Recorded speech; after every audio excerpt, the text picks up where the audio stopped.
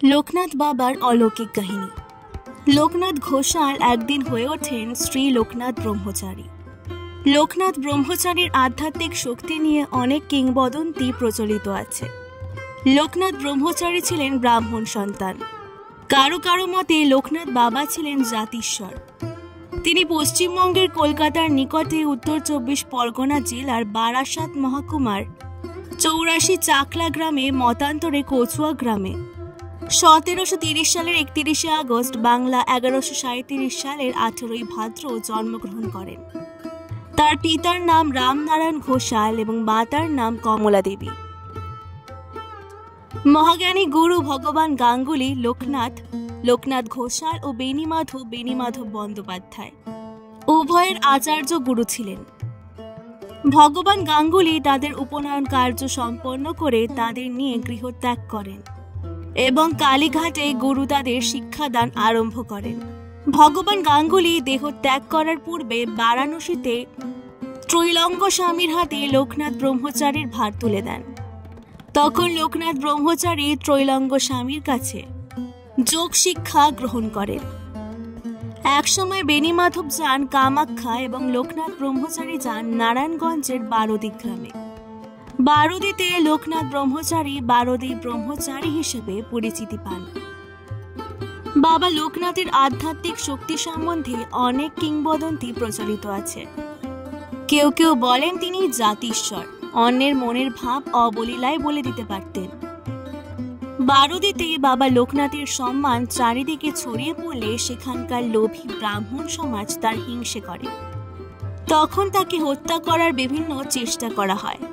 एकबार जमीदारेर इच्छाय कामाख्या नामेर एक अहंकारी काली पूजकके बाबा लोकनाथेर सिद्धि ज्ञान लाभेर प्रमाण दिते बोला हय। कामाख्या बाबा लोकनाथके कथा देन यदि बाबा लोकनाथ सिद्ध पुरुष हिसेबे निजेके प्रमाण दिते पारेन तबे कामाख्या तार शिष्यत्व ग्रहण करबेन। तखन बाबा लोकनाथके कामाख्या एवं शिष्येर सहायताय धूतरा फुल एवं भयंकर सापेर विष देওয়া হয়।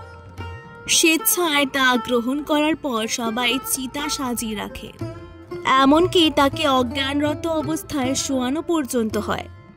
किन्तु मशाल हाते नेওয়ার परे लक्ष्य करा जाय जे तार उपरे अविरत धूतरा फुल पड़ते थाके। किन्तु एक अबाकेर ब्यापार जे बाबा लोकनाथ महादेवेर कृपाय द्रुत सुस्थ हये ओठेन। एते करे समस्त ब्राह्मण समाज एमनकि कामाख्या तार शिष्यत्व ग्रहण करें। एछाड़ाओ एकबार बारोदीर पाशेर ग्रामे एक भयंकर छोआछे रोग छड़िये पड़ले सबाई पालिये जाওয়ার चेष्टा करे। किन्तु बाबा लोकनाथ ममतार संगे रोगीदेर सुस्थ करे তোলেন। एकबार कोर्टेर बाइरे उत्सुक जनतार भीड़। सबाई एसेছে कंकालसार एक साधकके देखते যিনি এই কেসের অন্যতম সাক্ষী। আইনে লড়াই চলছে বারোদীর জমিদারের সঙ্গে এক ব্রহ্মচারীর, যাকে জমিদারের উচ্ছৃঙ্খল পুত্র শারীরিক ও মানসিক ভাবে আঘাত করেছে। ব্রহ্মচারীর সাক্ষী হয়ে সাধক কাঠগড়ায় দাঁড়ালেন। জমিদার পক্ষের উকিল তাকে বয়স জিজ্ঞাসা করলে সাধক উত্তর দিলেন 150 বছর। সবাই অবাক। জমিদারের উকিল বিচারককে বললেন, ধর্মাবতার, আপনি নিশ্চয়ই বুঝতে পারছেন এই সাধক মানসিকভাবে সুস্থই নয়। বিজ্ঞানের সাধারণ নিয়মে কোনো মানুষ 150 বছর বাঁচতেই পারে না। উকিল সাধকের কাছে আবার এগিয়ে গিয়ে বললেন, আপনি বলছেন আপনি স্বচক্ষে ঘটনাটি দেখেছেন। 150 বছর বয়সে আপনার দৃষ্টিশক্তি এত পরিষ্কার যে আপনি প্রায় 50 ফুট দূর থেকে সবকিছু দেখতে পেলেন, সবাইকে চিনতেও পারলেন। সাধক মৃদু হেসে বললেন, আচ্ছা, আদালতের বাইরে দূরে ওই যে কদম গাছটি দেখা যাচ্ছে, ওর পশ্চিম দিকের মোটা ডালটায় কোনো প্রাণীকে দেখতে পাচ্ছ?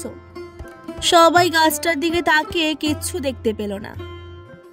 সাধক হেসে ফেলে বলল, তোমাদের বয়স কম, দৃষ্টিশক্তিও ভালো, তবুও কিছু দেখতে পাচ্ছ না।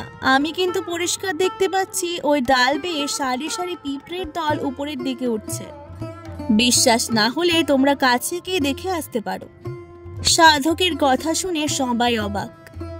বিচারপতির নির্দেশে সবাই মিলে গাছের তলায় গিয়ে স্তম্ভিত হয়। চন্দ্রনাথ পাহাড়ে শ্রীমৎ গোস্বামী হঠাৎ দাবানলের মধ্যে আটকে গেলে লোকনাথ বাবা তাকে উদ্ধার করেন।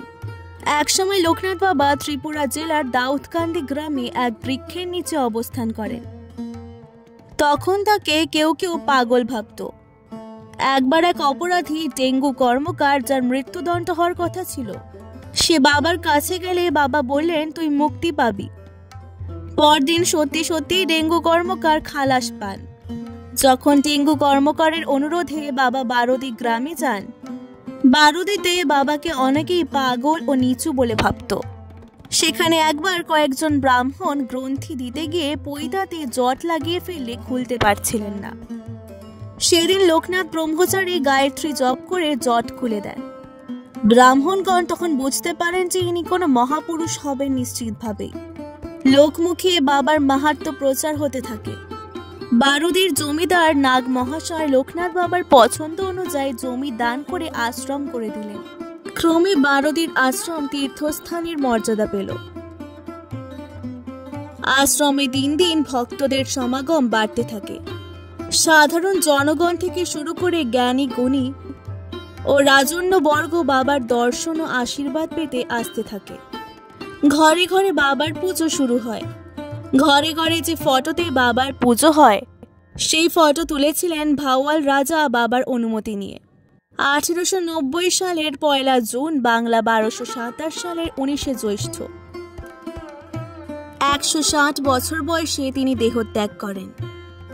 আজকের এই ভিডিওটি ভালো লাগলে অবশ্যই আমার চ্যানেলটিকে সাবস্ক্রাইব করে দেবেন। অনেক অনেক ধন্যবাদ।